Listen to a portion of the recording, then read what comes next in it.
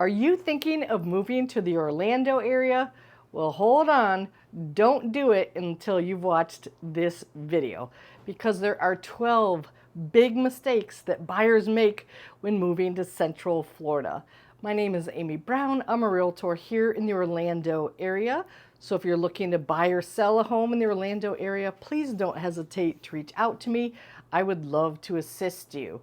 Now, let's grab your iced tea, because it's Florida after all, and it is still hot. It's October and it's hot.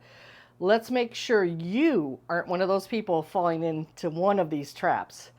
Number one, I'm starting with the most controversial one on purpose, just to get things going in this video.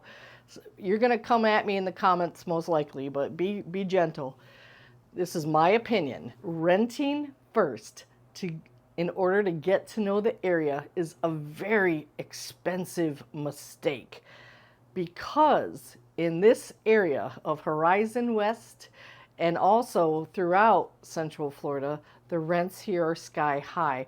I was looking when we moved to Florida to rent as well. I looked into it, and for a small single family home that would accept pets, it was $3,000 a month. And this is a very basic home. It is not bougie. There's no pool. So just keep that in mind. Rents vary greatly, but that's what it was when I looked.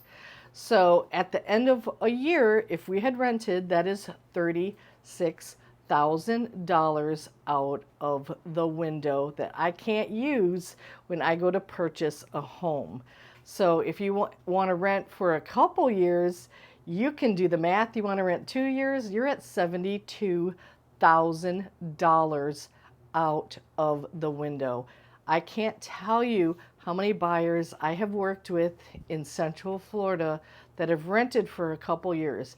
I get it. It's scary when you move to a new state. I was nervous too. We flew down here for the weekend. We looked at what houses were for sale in our price range and just ranked them and started making offers. It is absolutely scary. I do understand. I empathize. But the rents here are so high that is a very expensive thing to do. If you can afford it, if your bank account is, overflowing, then yeah, it could be a good plan. But if you're a middle class person, then you might want to think twice about doing that. Next up, doing all your research on Zillow. We all look at Zillow, but Zillow uses AI. They don't look at upgrades. They don't look at lakes. They don't look at local demand. They really don't understand the nuances in different neighborhoods, because let me tell you, the prices here in the Winter Garden area in particular vary greatly by neighborhood, and Zillow has no clue. So make sure you call me and we kind of dive into the data. But can you look at Zillow? Absolutely, it's fun. But you also need to really do some additional homework.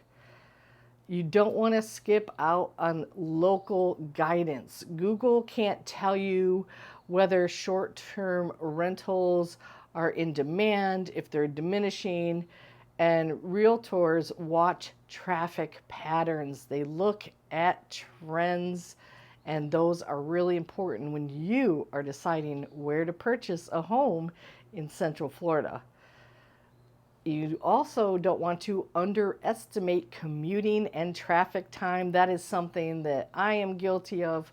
I was up north looking at maps of Orlando, looking at the I-4 that can get you anywhere. What the maps don't tell you is that I-4 is like being on a racetrack. So I do get on I-4, unfortunately. Sometimes you have to, but I avoid it at all costs. It is so dangerous. You're taking your life in your own hands. So if you don't take I-4, you have to add on. If you're taking some of the back roads, which are not really back roads, but if you don't take I-4, you're looking at a significantly higher commute time. You need to work with a local agent that can explain that to you and give you realistic timing options. Next up, not looking at all of the mortgage financing options that are out there. You need to look at rate buy downs. You want to talk about bridge loans, HELOCs, gifts, gift funding, and all of the different programs that are out there. And you really want to use a local Florida lender that's reputable, can get the job done, and can give you options. If you are on some, national website, Rocket Mortgage or whatever, you can't really compare Rocket Mortgage to somebody with local knowledge. And similarly to the last point about mortgage options, there are Florida specific programs, and your loan officer has to have a Florida office to handle these programs. So most of the lenders out there cannot deal with these Florida specific programs. One of the best known ones is the Hometown Heroes program, which offers down payment help to teachers, nurses, and first responders. However, there are many other Florida specific programs that I think are even a little bit better than the Florida Hometown Heroes program. The Hometown Heroes program is not a loan. This has to be paid back when you sell or refinance the home. But do not walk away from cash that's out there. Make sure you work with a Florida lender who knows all about these programs. Next up, obsessing over square footage. I get it. A lot of people search, they say, I want to look at houses 3,000 square feet and up, 4,000 feet and up, 2,000 square feet and up. But really, you need to look at whether the home has a smart layout. That's more important than the size. Walk through the home.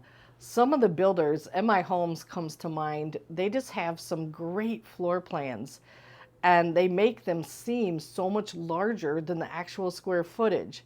So I get it. Sometimes square footage matters for a few different reasons, but walk through the house. Don't do yourself a disservice, because sometimes the high ceilings here in Florida and the outdoor living space, the lanais, the pools, make a big difference in how the house lives, if that makes sense. Overanalyzing the price per square foot. Appraisers don't use this. It's misleading. You really want to focus on the total value, the upgrades, the neighborhood appeal. I do look at price per square foot, but it's only one factor that I look at, and it should be something you look at, but again, one piece of the puzzle, not the whole story. You don't want to focus on cosmetics instead of upgrades. Look at the roof, the AC, the plumbing, the electrical. That's way more important than the countertops. You can fix cosmetic things, but the structural items are so important, the mechanical items. So again, it's really difficult sometimes looking at buying an existing home versus new construction, because sometimes when you buy an existing home and all of the major systems are at the end of their useful life, it may make more sense to jump into new construction instead. Don't ever ignore what's behind the walls. You could have water, you could have leaks. And that is where a good home inspector comes in. They have all sorts of fancy gadgets these days that can look for moisture and infrared. And it's so much better than it was 18 years ago when I started in this industry. So the price of a good home inspector, don't make that mistake. Home inspectors vary greatly. So make sure you're working with one that's reputable.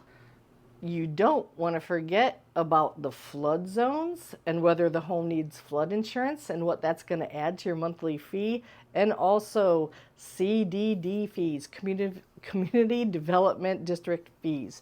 These are all over the United States, unfortunately, not just here in Central Florida. They're called different things in the Delmarva region, Delaware, Maryland, DC. They're called front foot fees.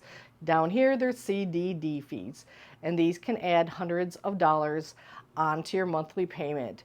They are in new construction areas, so you are paying back the developer for putting in sewage, sidewalks, street lights, you name it.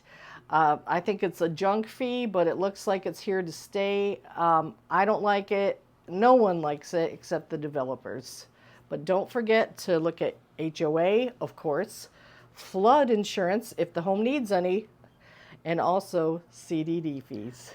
This is Orlando, one of the biggest tourist destinations in the United States.